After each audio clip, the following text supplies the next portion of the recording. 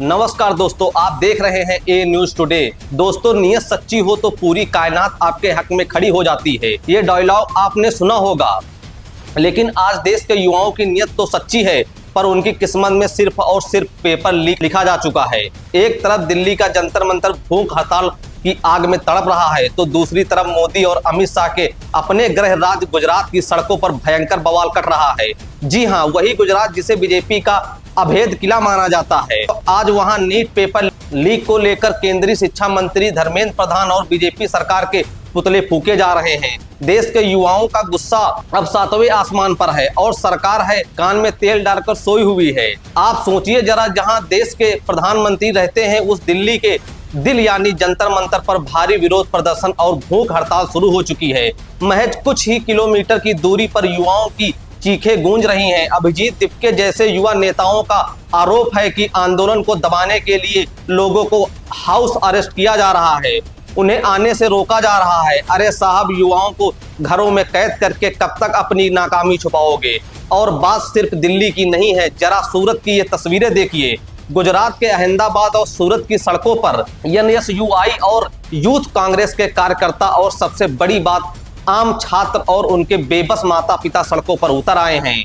नेताओं के काफिले के आगे लेटकर युवा पूछ रहे हैं कि ये हमारे भविष्य से खिलवाड़ कब बंद होगा। दोस्तों, अभी नीट और नेट का घाव भरा भी नहीं था। धर्मेंद्र प्रधान के खिलाफ गुस्सा थोड़ा शांत भी नहीं हुआ था कि कल एक और बम फूट गया। महाराष्ट्र के अंदर होने वाली टीईटी की परीक्षा का पेपर भी लीक हो गया। परीक्षा होने से ठीक एक दिन पहले ही पर्चा बाजार में घूम रहा था।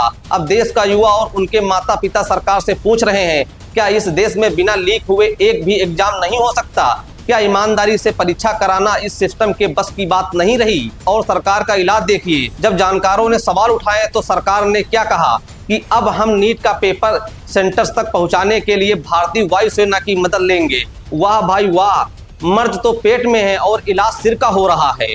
अरे हुजूर, पेपर रास्ते में लीक नहीं हो रहा है, पेपर तो उस सिस्टम और गिरोह के जरिए लीक हो रहा है जो आपकी नाक के नीचे बैठा है।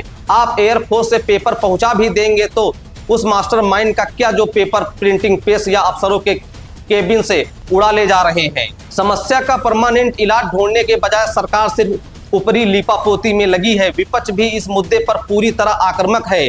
दिल्ली के राजघाट से लेकर जंतर मंतर तक कांग्रेस ने एक विशाल मार्च निकाला। युवाओं के हाथ में पोस्टर थे जिन पर लिखा था कि देश की शिक्षा व्यवस्था आईसीयू में है। राहुल गांधी और उनके सिपाही लगातार सरकार को घेर रहे हैं, लेकिन सबसे बड़ा सवाल यह है कि आखिर धर्मेंद्र प्रधान में ऐसा क्या जादू है कि इतनी किरकिरी होने के भी बाद सरकार उनका इस्तीफा नहीं ले रही है। बीच में बड़ी जोर शोर से खबरें उड़ी थी कि मोदी कैबिनेट में बड़ा फेरबदल होने जा रहा है, कई मंत्रियों की छुट्टी होगी और धर्मेंद्र प्रधान को बाहर का रास्ता दिखाया जाएगा। लेकिन अचानक सब शांत हो गया है, एक अजीब सी चुप्पी छा गई है। आखिर धर्मेंद्र प्रधान की कुर्सी को कौन सा फेविकोल बचा रहा है?